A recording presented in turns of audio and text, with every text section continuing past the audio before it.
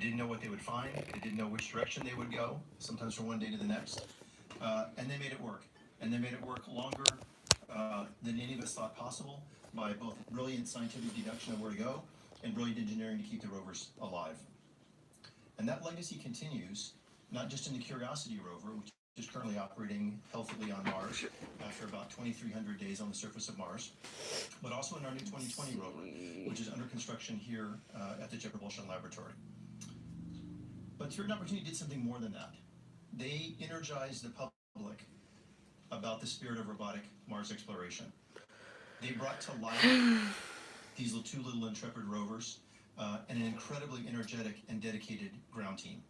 And the energy, the infectious energy and electricity that this mission created was obvious to the public. And that legacy turns out not only in a generation of engineers and scientists, of which I am one, but also a generation of students. Many students were inspired to go into STEM careers, and a few of them actually to come here to JPL to work on this mission, Opportunity. Now, you will hear a lot more about these two legacies in the upcoming panels. And to get that started, I'll turn it back to Gail. All right, thanks, Mike. And we would like to add that we will be taking questions later on in the program at the end of all our panels. So if you are on the telephone, be sure to hit *1 to get yourself in the queue. If you have a question on social media, use #AskNASA. All right, so let's tell you a little bit about our rover, Opportunity. If there were a word to describe this rover, it would be an overachiever. Now think about it. It was only supposed to go 90 days. It went 14 and a half years. And from it, we learned a wealth of science and also how to explore. With that, we give you this overview. Have positive confirmation of a safe landing. We're seeing it on the LCP.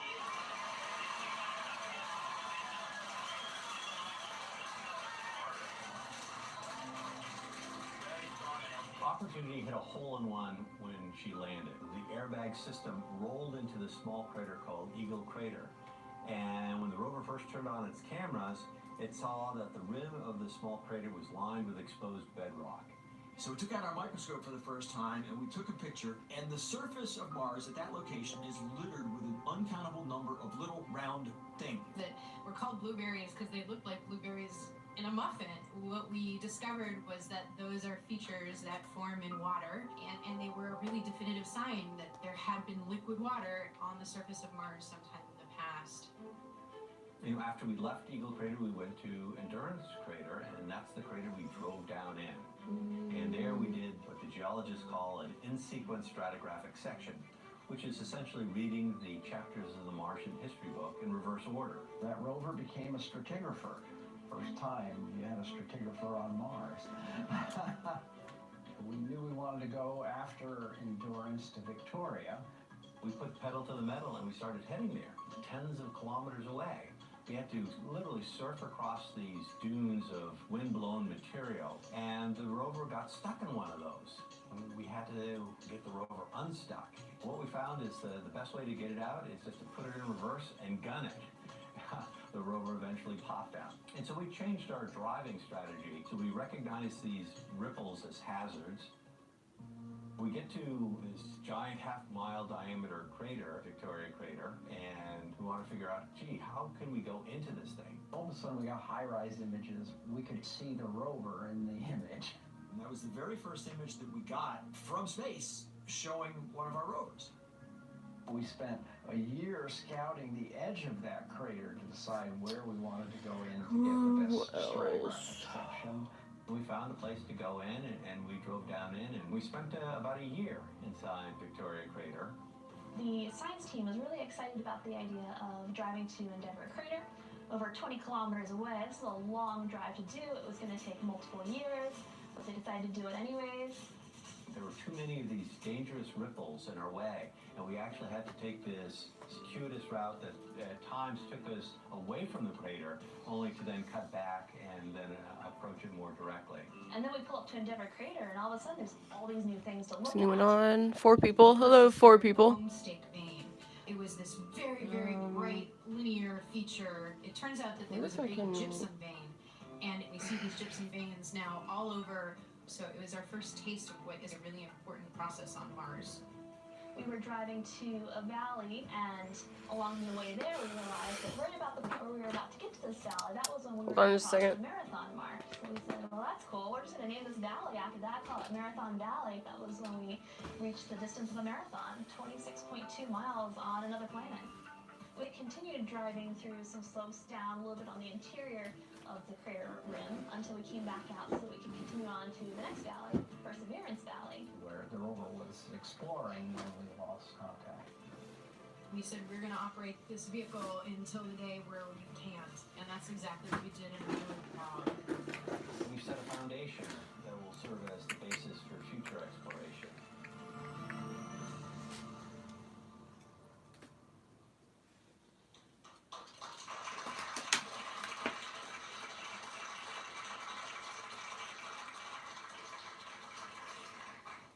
Well, Opportunity would not have had that longevity had it not been the engineers that built it and the engineers that kept it going. They took the Looks word like workaround I'll have to a to whole new level. So charge let's this guy up introduce later. you I was trying to think of a Project way to Manager do John Callis and Deputy Project something. Scientist Abigail Freeman. Thank you.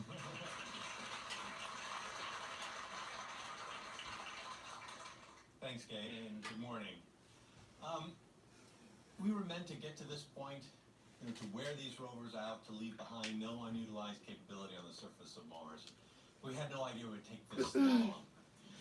Can you guys hear okay? This is a hard day, and this is hard for me because I was there at the beginning, and I remember during the early days of development, we were trying to finish up the construction of the rovers in the clean room just a few feet away from here, that we were working 3 shifts. Awesome. Thank you for tuning in. Working the first 2 shifts, and they had one person who would keep a skeleton shift for the rovers from 11 p.m. to 7 a.m. And I volunteered to take many of those shifts, typically on the weekend when it was hard to find someone. And it was very meaningful. It was very touching because it was just me. Trying to figure out how big I want the border. It was a neonatal care facility, and they had all the life support equipment. So I'll do Watch their half an inch. vital signs, and you would see their heart rates, and you would see their voltages and temperatures and currents, and they would be living, and you would see them wake and sleep. And so during those times when it was just me, you develop a special bond, and they become your children. And that theme, I think, is true for so many people here tonight, or today, that they have that strong connection. So even though it's a Like that guy said, whenever you work on something for so long, it becomes like your child. That's why I anthropomorphize my characters in the comics and the books. Back in June, To help people relate to that. Historic global dust storm on Mars. Because whenever they can relate more to it, they'll empathize and connect and find more interest. Over these last 8 months to try to recover the rover, to get some signal from it. We listened every single day with the Deep Space Network with our sensitive receivers, and we sent over 1,000 recovery commands, trying to exercise every possibility. If you haven't seen this art, or if you have, from the rover. But with time, the skies are darkening. It's getting colder on Mars. it's by me. We recently passed through the historic dust cleaning season on Mars to see if that would help. Hi, Juan. It's really good to see you. Thank you. Our final commands, and we heard nothing, and so it comes time to say goodbye. But we want to remember the 14 and a half Trying to get years this of focus phenomenal better. exploration. This was a 90-day mission, and we were so excited by just having 3 months to explore the planet with just a kilometer of capability. But 14 and a half. Juan, did you get your package in the mail yet? We've done phenomenal things. I sent your order. Of the red planet. So, why did these rovers If not, it should be here, within the next couple of days. Well, there are 2 main technical reasons. Sometimes the post office is not very efficient. That dust falling out of the air would accumulate on the solar rays and eventually choke off power after about 90 days. But what we didn't expect. I found the coolest books at Barnes & Noble the other day, but I made a deal with myself that I wouldn't buy them until I finished my new website. And they're called Apollo to the Moon. It's a National Geographic book. and it's new, and it's something like 50 objects that got us to the moon or something like that, and the photos are just, they're incredible. I love it. And there's another one about space stations that is co-authored by Robert Perlman, who I know. Both of those I'll show you guys whenever I get them. Yeah, they're really cool.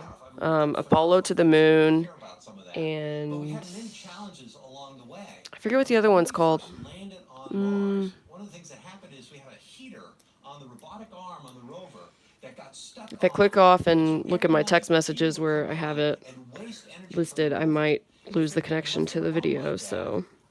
The mission wouldn't have lasted long beyond the 90 days. Are you guys able to hear the people talking in the background? Which is every night we would turn. Oh, thank you, Juan. I own Ignition. I own it. Let me show you my current reading list. We would power everything back up. It never got below its allowable temperatures.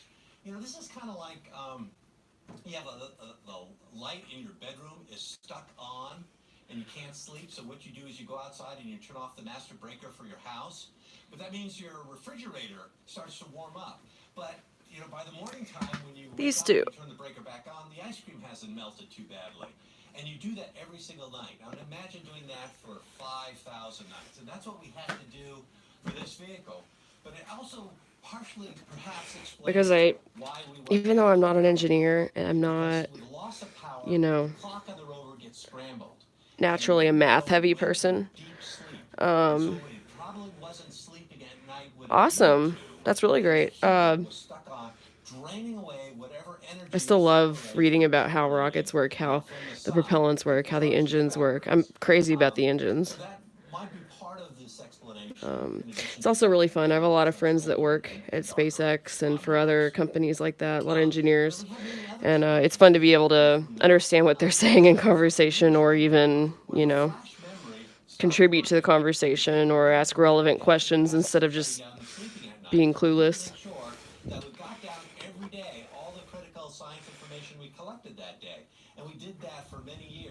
Do you guys want me to cut the background off or keep it rolling?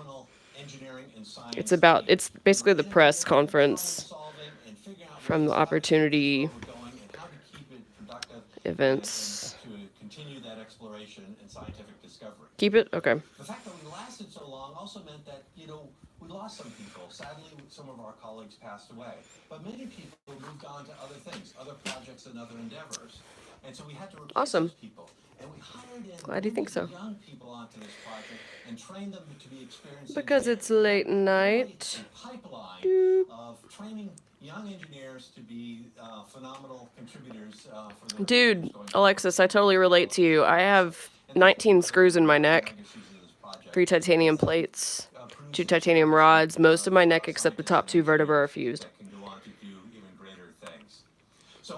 I had an entry management job, so like a lower level management job at a hospital that I had to give up because of that. And that's actually how I got to do space art. I did some SpaceX art for my boyfriend for his birthday, and then did some just for fun. People started offering to buy it, told me I should do more, and the rest is history. Really bright sun, that's a typical summer day on Mars. In the middle of the image, that's about as dark as the sun got in the previous. And because of where I live, I don't know if you know my story, I live about 20 miles or so away from SpaceX's McGregor test facility, rocket test facility. So every day, actually just before I started this live stream, I could hear an engine test. Now people ask me about Raptor all the time, and I'm like, literally from much distance at all, like from 5 miles away or so even, you can't distinguish between Merlin and Raptor really, unless you're familiar with the test profile or something like that. Like you can't tell, oh, that's a Raptor test, or oh, that's a Merlin test. Because a lot of times Merlin tests are extremely loud. So. Standing right over there for the press conference, but that's a picture of me with the science team. Images come back. And it was those first images from Opportunity that inspired me to become a planetary What core stage? They revealed a view of Mars that we had Awesome. never Are you a seen before. And I was in the room with are you a the folks who were student? so excited to see I'm that glad you found my stream through my Elon tweets. wanted to know why. You know, Alright. I've been hearing a lot of people's stories, both from within the project, from within JPL, and from all over the world via social media. And what strikes me as So here I want to pay tribute to Opportunity, the team, the mission. So right now I'm over on my iPad, which is over here, looking at some stuff that I might be able to incorporate. The last 15 years, and because of that, went to pursue careers in science and education and math. So thank you all so much, and I'll turn it back to you, Gabe. All right, thank you, Abby.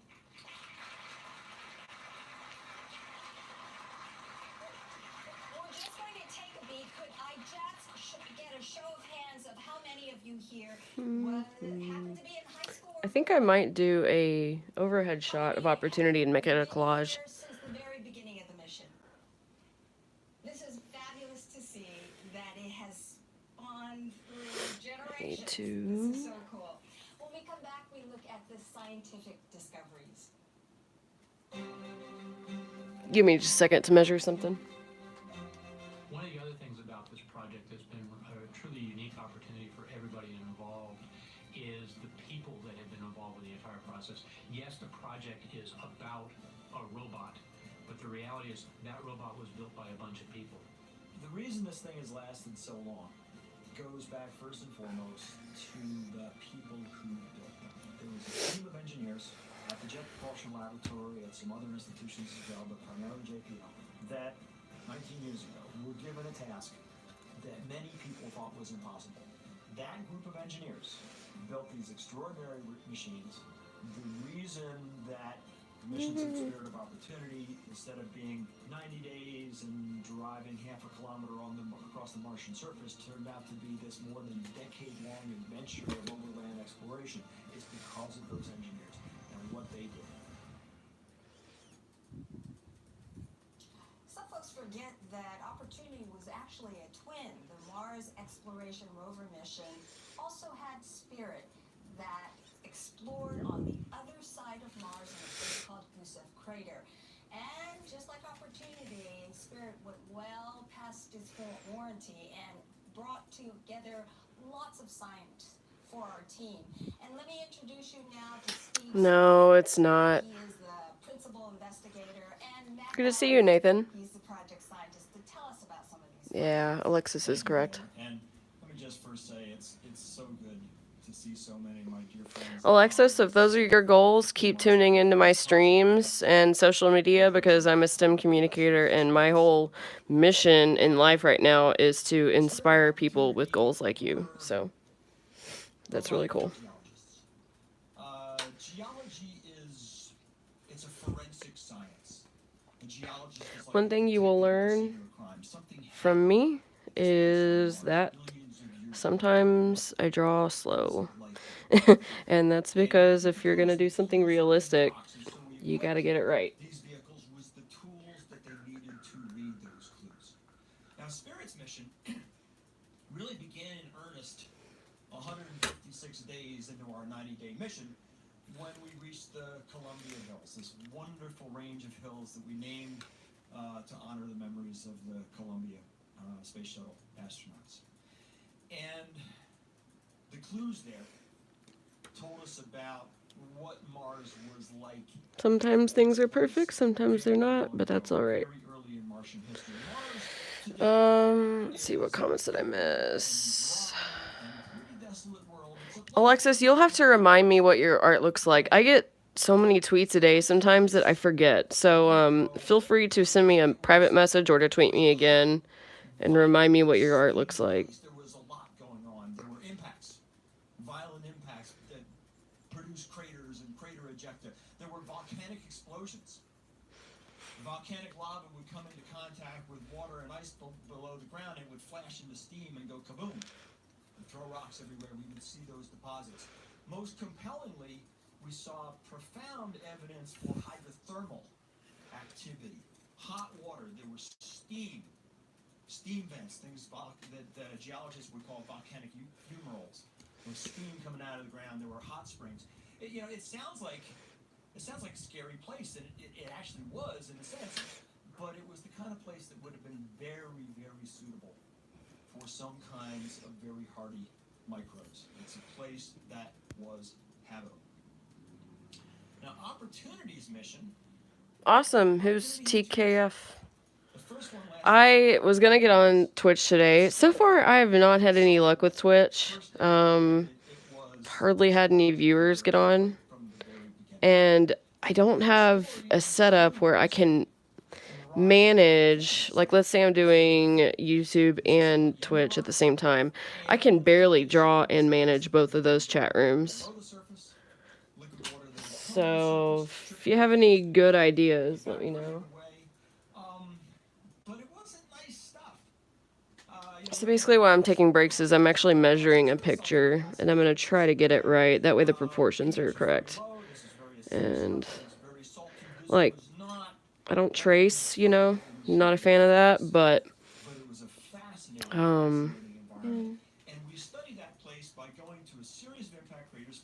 I like to kind of draw like an engineer and figure out the angle of things with tools. I have a lot of tools here.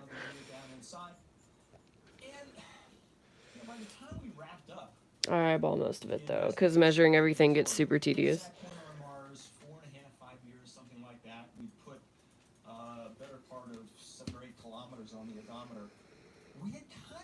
Most of what you could do on these rocks. You know, we had done stratigraphic sections, we had been down into these craters, we had really pieced together a compelling, detailed, scientifically nuanced story of what had happened.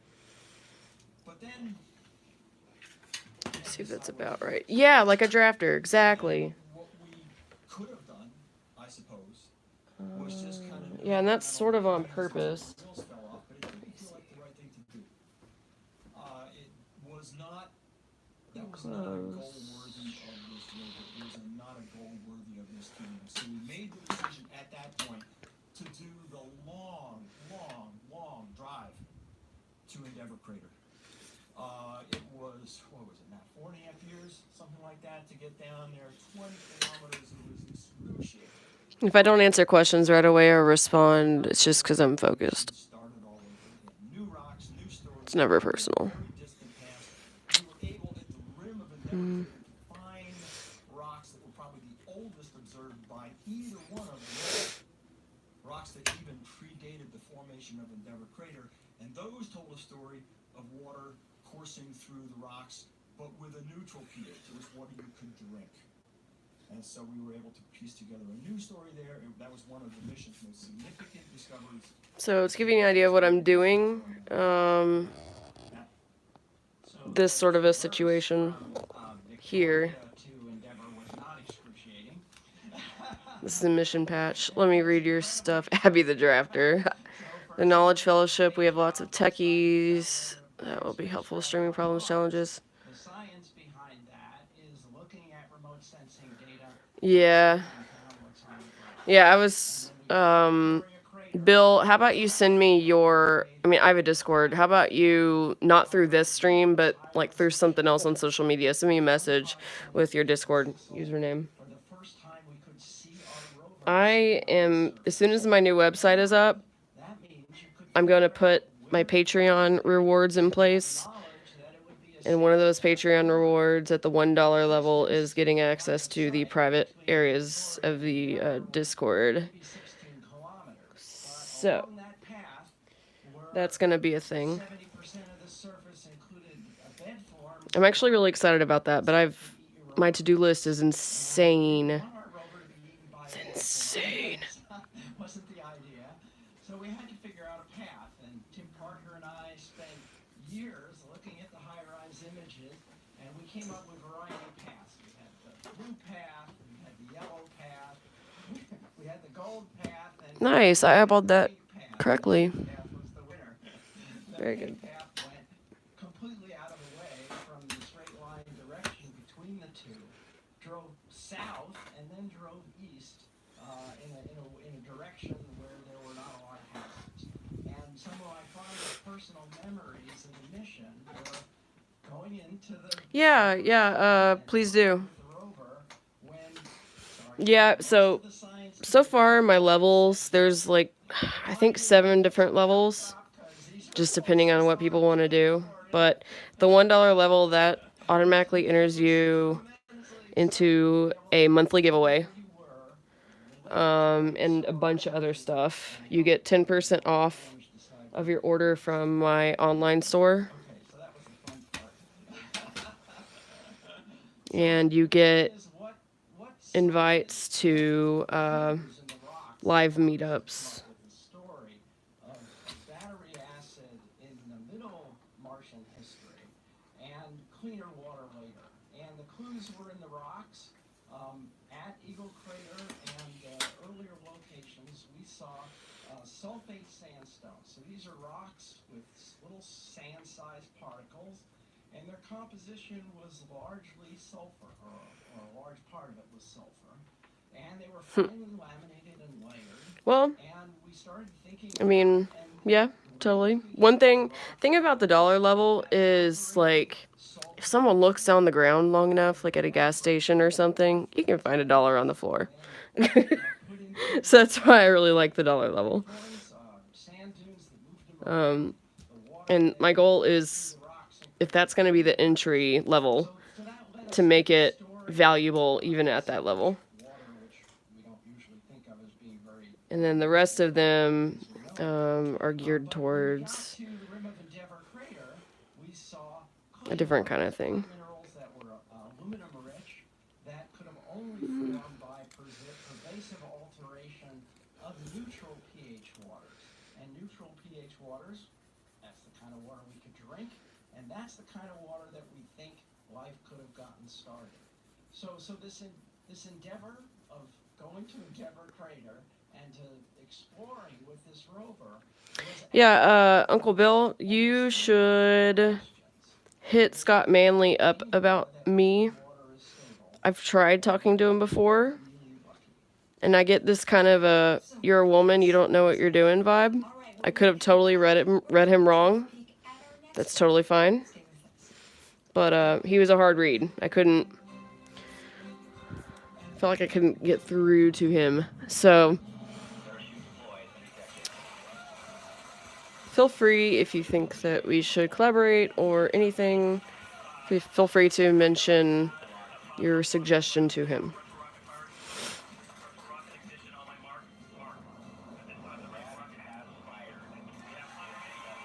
Really, I don't even have to collaborate with people. I'm up for that, but I just like connecting with people who are kind of doing the same thing I'm doing or something similar. And with him, I really love his videos. I've learned a lot, so I like his stuff. I like that it's tech heavy, and I like that when he's talking about tech, he doesn't go over his knowledge limit, but the cool thing is his knowledge level is very high. I think he is an engineer by trade, so that's good. As to where there are a lot of people talking about NASA, SpaceX, etc., who aren't engineers, and that's totally fine too.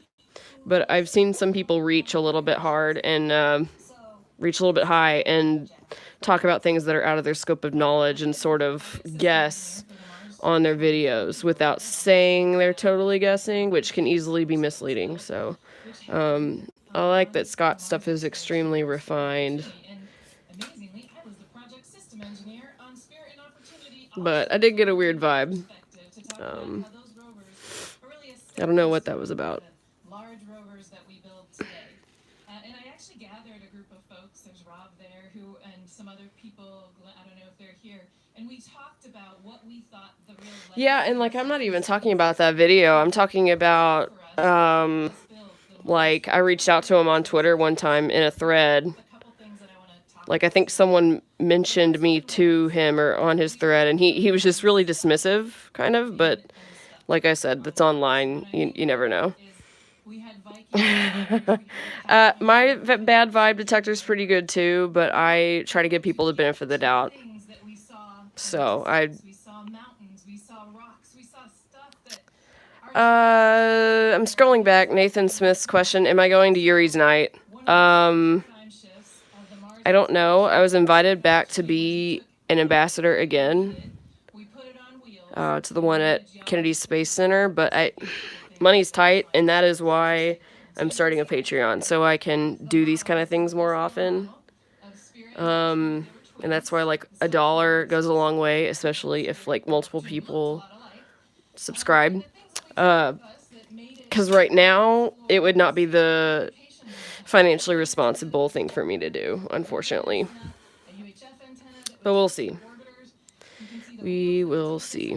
Me and my boyfriend do have a resort package already booked. It was this special thing we got during Falcon Heavy.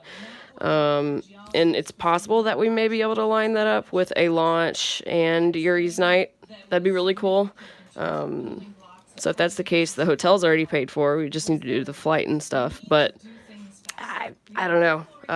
We'll see. It's not... The budget is not super great right now. Had to be completed in 90 sols, which is 90 Martian days. That's not a lot of time to do all the things that we needed to do. We also had to build the vehicle and get it on the launch vehicle in 3 years, which we really figured out and have used a lot more as 3 years and the time to get there. But, 3 years we had to get it built.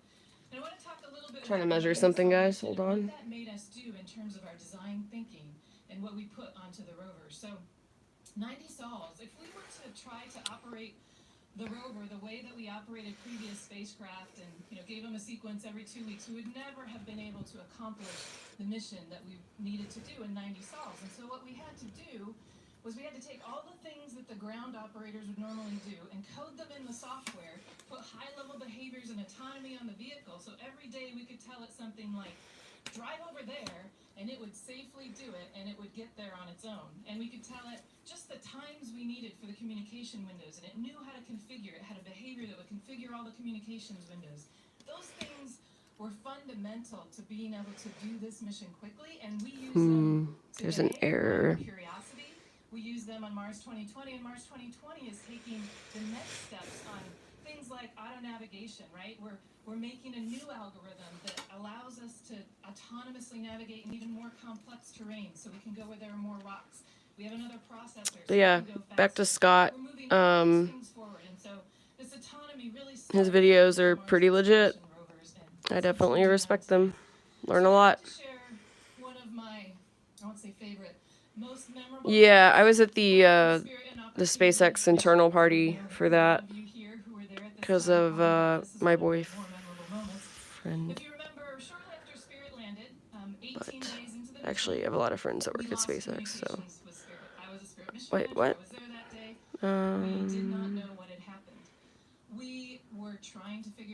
Tuck is here. I'm scrolling through your messages because I apparently missed a few of them.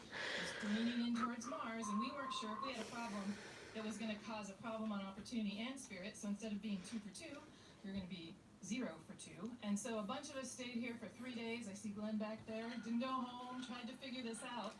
The good news is we figured it out. We saved Spirit, we saved Opportunity, and here we are today 15 years later.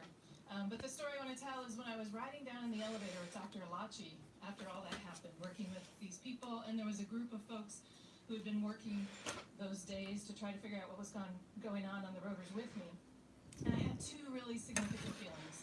The first one was obviously relief that we had kind of glove-saved this rover from, the grave. But the second one was I looked around at the people around me and I thought, wow, what an opportunity for a farm girl from Ohio to be surrounded by such amazing people, a privilege to be part of a team that do what works for you, man. Rise to this challenge and solve these problems, whether it was the Spirit Sol 18 anomaly or even just the team today who's trying. It's really hard, especially if you've been through some stuff, to not let life make you bitter. I understand that firsthand. I've been through a handful of things myself. And I'm still working on the effects of that. So. From the middle, the team from the end, for all the work that they did. It's a privilege to be part of that team. And now I will hand it over to Lori Glaze from the Planetary Science area of NASA headquarters to talk about future Mars missions. Thank you so much, Jennifer. Appreciate it. So Jennifer talked a lot about the engineering legacy of Spirit and Opportunity, which is absolutely incredible and enabling a lot of future exploration. But I want to talk a little bit more about the scientific legacy of this incredible mission, of the Mars Exploration Rover mission. These two rovers really did change the way we think about planetary science on the surface of other planets. I love listening and watching Steve Squires get so excited about the ability to actually roll right up to the rocks that we want to see, roll up to them, be able to look at them up close with a microscopic imager, bang on them a little bit, shake them up, scratch them. You know, while I'm listening to this, I have so many ideas for more comics and books, but like because I'm just one person, I don't have time to execute on all of them, which is actually kind of sad. I'm like, I just want to make all the things. But I've been like that my whole life. I usually have multiple things going on at once and sometimes don't finish. It just depends. Now, if it's like a commission or something, of course I'll finish it. But if it's just a personal project, you know.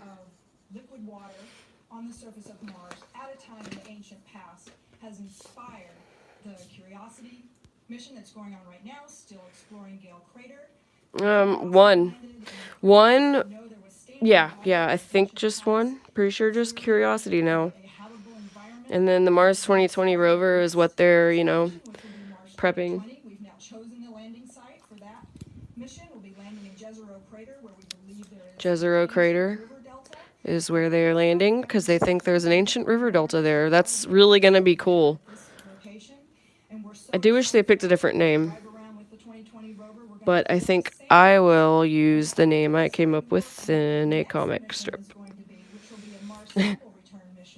Which is sort of a way I'm bookmarking stuff for future children's books and graphic novels. I'll do a comic strip about them and reveal the character and then sort of like stamp it as my own so that, people can't really steal the idea because I already did it. And all of this is leading towards the ability to, in the future, eventually put humans on Mars, to get the boots on the ground.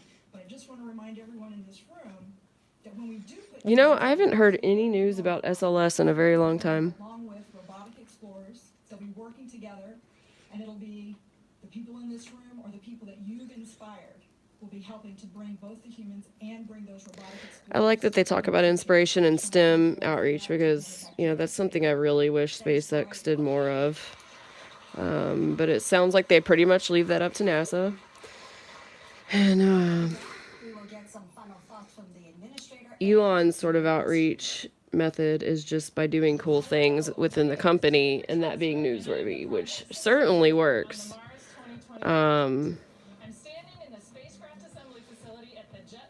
But I think they'd benefit from a children's book.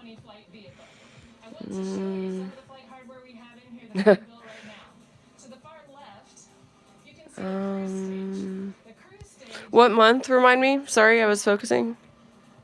Then next to the cruise stage, you see our descent stage. The descent stage does our powered descent when we're landing on Mars. It is inside of something we call the air shell. Alexis, I don't know what you're talking about. I'm not upset. So, don't know what that's about.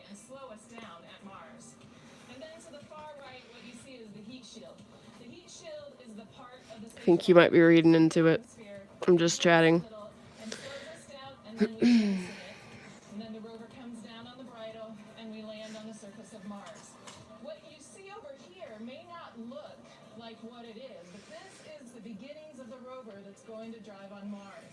It has the electronics on the inside, but we don't have the wheels on. Nathan, are you still there? Juan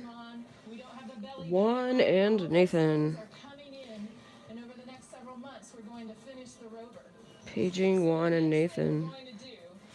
All of the pieces that you see here in the clean room, put them together in a launch configuration, and then we're going to take them through our environmental test. So they'll see all the environments that the spacecraft will see from launch all the way to landing on Mars. sweet. It throws me off in schools whenever I do talks and the teachers insist, or the principal insists, that the kids call me Miss Garrett. It throws me off hardcore.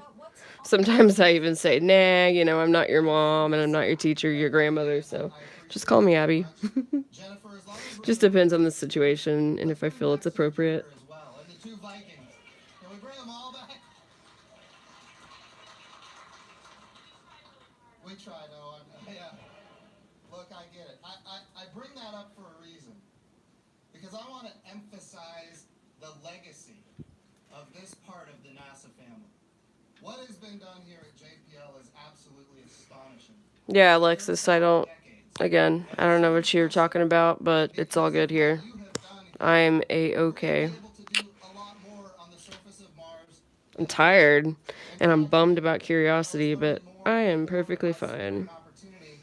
I got to understand that these two spacecraft on the way to Mars actually flew through one of the worst solar storms, Bill, are you still around? I think it's crazy. I have a lot of like regulars on Periscope that have a lot of trouble for some reason migrating over to YouTube. But YouTube is like pretty easy to, you know, watch live streams on. You just open the app, you know. So I don't know what that's about.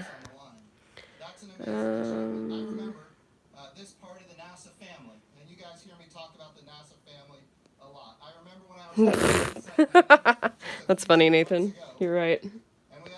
You are right. National Space Station so that our astronauts could actually congratulate the folks in this room, many folks in this room and others that aren't here, on what an amazing accomplishment it was to land for the 8th time softly on the surface of Mars. It is. It's uncomfortable. And it makes you feel kind of old. Now, if I had a PhD, being called Dr. Garrett would not bother me one bit. Just saying. What does the bracket for this look like? Sometimes I talk to myself on streams, because what else are you going to do? Parker Solar Probe. I really wanted to design the mission patch for that one. For ULA.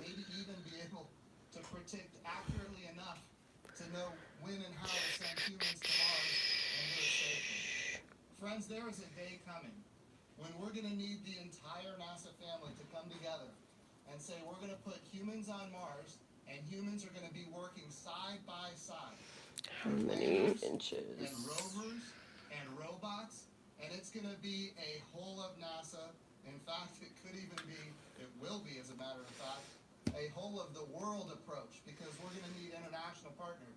And that brings me to Space Policy Directive 1 that the President signed just, I guess, a little over a year ago now. And what he said is we're going to go to the moon and we're going to go sustainably. And the question is why? Because when we go to the moon, we're going to live and work there for a period of time. We're going to retire risk. We're going to learn how humans can live on a world that's not our own. And we're going to take all of those things that we learn as an agency and we're going to apply them to Mars. We're going to replicate as much as possible what we learned at Mars. And friends, it's only going to be possible because of agency. I like XKCD. Part of the agency, this part of the NASA family, the Jet Propulsion Laboratory, was blazing this trail, is currently blazing this trail, not just with Spirit and Opportunity and Sojourner and Viking 1 and Viking 2, but now with Mars 2020, and eventually a Mars return mission where we're going to be able to look at samples and determine if there's a biosignature This part in there. in Opportunity's solar panel wing type thing looks like a spark plug. Here, look at it. Friends, we are well on our way to doing that. Couple of Right things I there. wanna make sure everybody in the audience at home understands. In fact, because of the Curiosity rover, we now know that there are complex organic compounds on the surface of Mars. That does not guarantee that there is life on Mars, but it increases the probability. We now know I found that if you look, on Mars are commensurate with the seasons of Mars. without going into too much detail on my own life, I found that whenever you There's water 12 kilometers, liquid are insecure about something. So what I mean by that is hoping something negative does not happen. It sometimes has more of a probability to happen, and I think that's because we're more apt to notice it. So, and I had to learn that. All right, thanks, Jim. It took me a while to get used to and learn. And so I just try to ignore the word different. If it applies to me in some way, or if I'm in another category with other people, like let's say with religion, for example. You know, I just kind of don't bring it up or don't pay attention to it. The fact that I might not fit into a majority in some way. I mean, same thing with politics. But you just gotta find what works for you. Everyone does. We are off the air. We have speakers standing by to take your questions either by phone or online. So we will answer your questions. Let's see if there's any questions here in the room. What's a DSS? We will go to the telephone. Do we have any questions? Oh, we do have a question here in the room. Right here in the front, third row. Hi, AJ Esrael from the Planetary Society. A question for Jennifer and Steve and John. Since you all were there at the very beginning, what are you taking with you, Jennifer, to 2020? Steve, what will you be taking from this mission onward? And John, same question.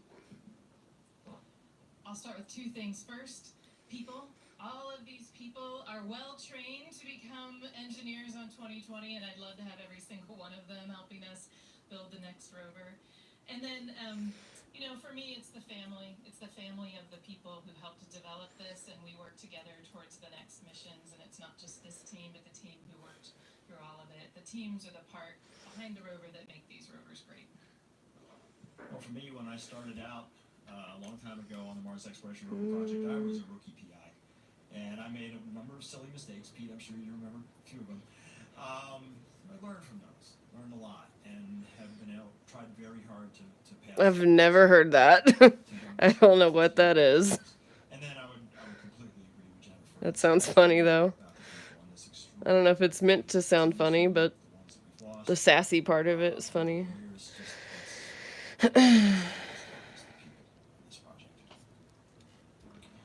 A sashy sash.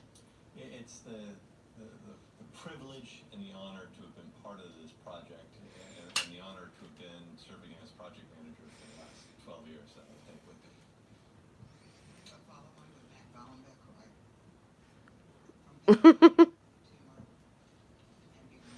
Sashy sash. So this project I've been on this project 18 years. Yeah, I'm not familiar with the acronym. From the development cycle, looking at the landing sites, all the way through operations. It's been half of my career. Some of these parts look like butterflies. See, I'm being silly too. Do we have a social media question? We certainly have had quite an output. Yeah, Wilfred. I'm pretty sure we're friends on Facebook, right? Wilfred Drew and Uncle Bill. Yeah, I'm familiar with you. Though I think the only time I ever saw you as Uncle Bill was in the TMRO chat room and on streaming stuff or YouTube. Yeah. Yeah, like we're friends, right? On Facebook, I think. If not, send me a request. And they're left exactly as they were when the expeditions ended. Why do you call yourself Uncle Bill, though?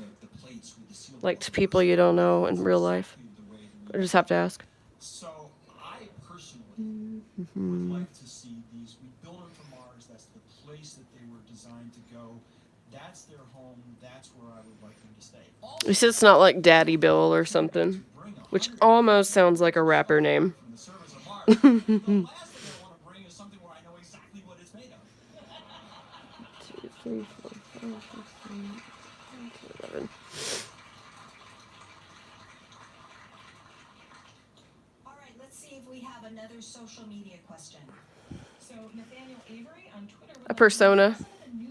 So what's the difference between Wilfred and Uncle Bill persona-wise?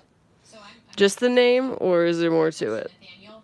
Yeah. So You know, I've thought about, in the past, I've thought about having an online persona of course, or I don't know. I don't know where Alexis went. Asked her a question, she disappeared. Curiosity was sent to answer the question. Okay, there was water. Was it habitable? We've now found, as the administrator mentioned, yes, it was. There were 2, 3, 4, 5. drinkable water. 1, As we move 2, forward, 3, now asking more 4. complex questions. Okay, Mars is now gone. Where's the life? That's part of the reason we're getting the samples. But we're also interested in understanding why Mars is climate changed, what governs its habitability over time, and perhaps how does that relate to the planet's Oh, I asked what DSS was. all across the universe and other solar systems. And someone else replied, Department of Seas Sashes. Oh, social services. Got it. Department. Got it. No. That's cool. The only one I saw was the Sassy Sashes comment. 1, 2, 3, 4, 5.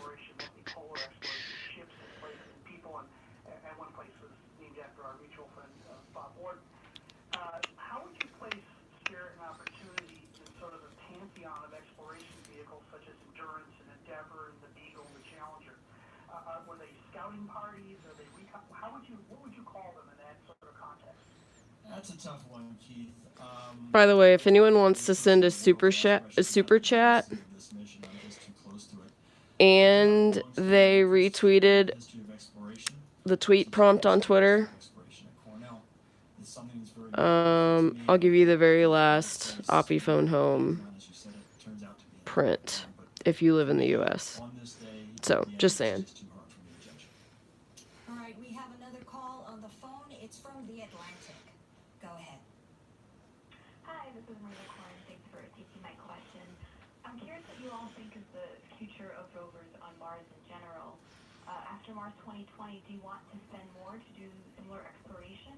I mean, should NASA spend more, and why? I'll take that question. Thank you. There's definitely a future beyond 2020. As I mentioned, we were collecting samples with the 2020 mission, and we absolutely want to get those samples back here to Earth. And that follow-on mission will do some additional exploration and then collect the samples and bring them back. And I expect that the 2020 mission is going to guide us towards what the next mission to Mars is going to be after the samples are returned. And so I see a very long Yeah, I mean, people like tweets. That's what they do. at Mars and the sustained exploration there, as well as the rest I had someone recommend that to me, but because I'm a nerd, I explained why that's not possible. It'll have to be Starman 2.0. Questions right now, but we will take more online and on the phone later on today. Before we go, we would like a round of applause for all the scientists and engineers. You'd be surprised the questions I get asked. And sometimes I'm not positive as to whether or not people are being for real or if they're just joking. So sometimes I give very literal responses.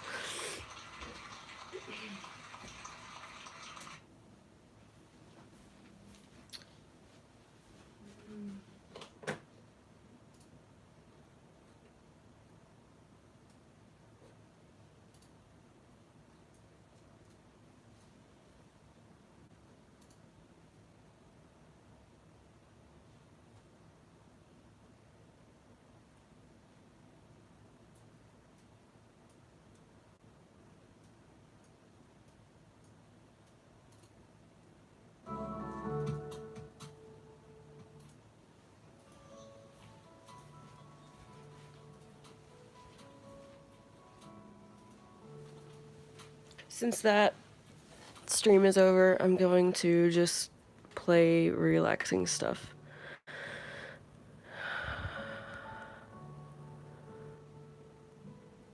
Yeah. I assume you mean one Van Allen belt. Not plural.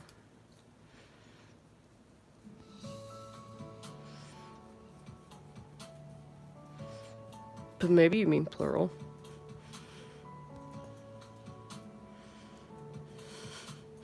Yeah, yeah, sometimes it's kind of sad to realize what people aren't aware of. But that kind of makes me want to work harder to spread awareness.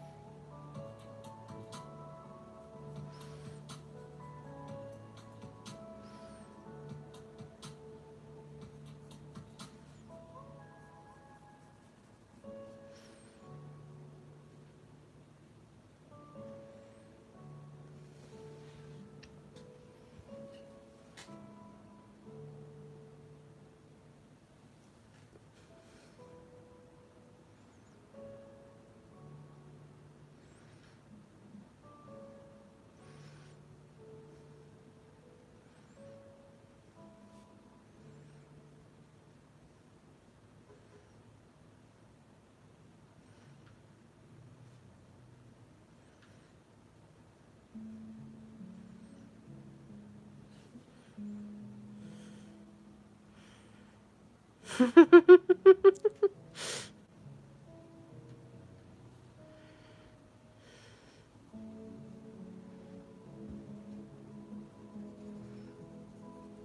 don't know why I'm filling this in with black and white.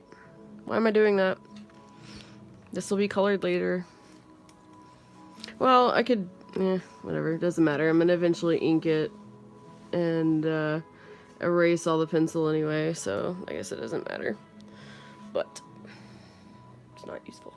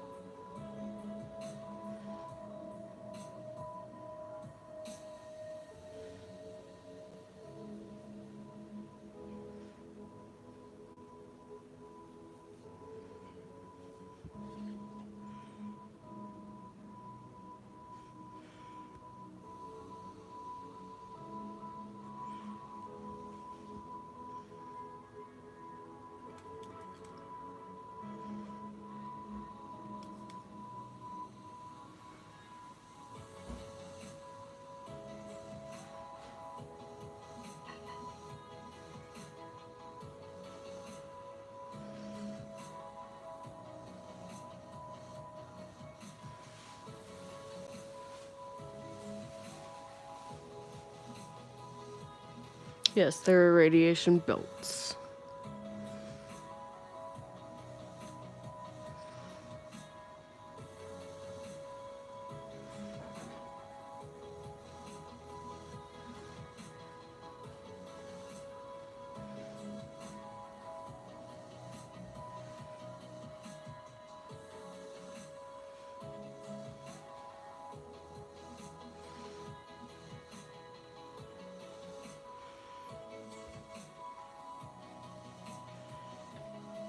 Okay.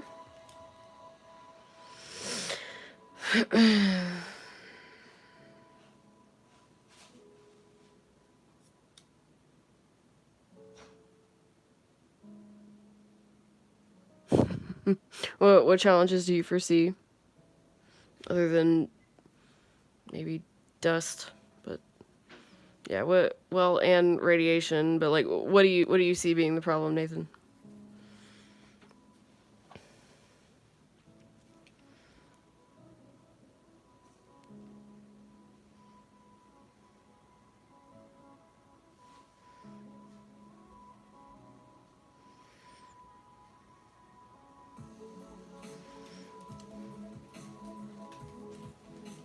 How's it going? Good. Are those still good? Yeah, there. No way. Preservatives. How's your drawing going? It's alright. Just messing. I like it. Mm-hmm. No, thank you. It's gonna eventually be a collage. I may or may not. I don't know. I'll do something weird with it. Okay. If I ever finish it. So far on every live stream, I've drawn something and not finished it. So. But I have things to complete later. If nothing else, you're demonstrating techniques and Yeah. how to get started. Mm-hmm. People are learning from you. Which is good.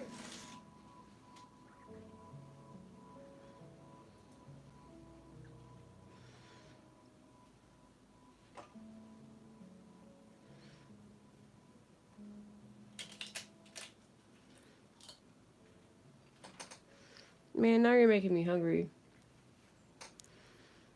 Can we get Taco Bell? I'm kind of serious. If you want to. Okay, I'm probably gonna get off here in a few minutes. I just realized I don't think I've eaten today. Just leaving you for Taco Bell. Hey, I've got to eat. It's called Starving Artist for a reason. How many panels are here? I'm having to count these. Okay, 1, 2. You're doing the OMAD Taco Bell diet? Be quiet. Oh, that's weird. I messed this up.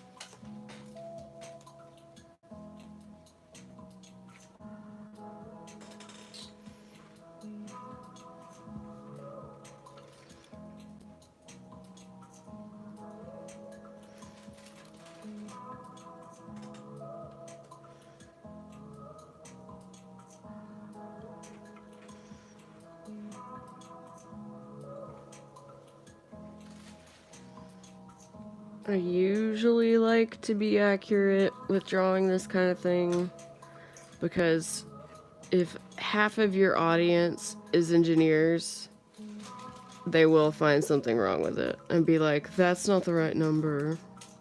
That's not really there. Like, I did a space station one time and, 3, no. I guess I was drawing from an older image before they moved a module or something, or maybe the other person was mistaken. But they were like, that module's not there. It's in the wrong spot. It wasn't a NASA person, though. But I also get used to it, and I'm like, it's creative licensing, dude. Did it because I wanted to.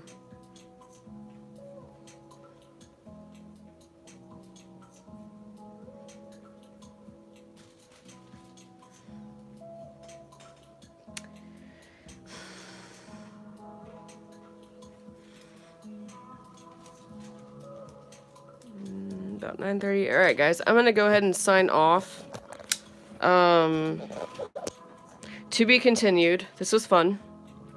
That's what we're doing. And I hope you enjoyed it or learned something. But I'll be back. I don't know if I'll be back tonight, but very possibly could be back tomorrow. So how you stay up to date is subscribe to everything and follow social media. You'll get some, like, updates that say I'm live. I do giveaways a lot. I do shout outs a lot. I answer questions. I try to make it fun for everybody. So consider that.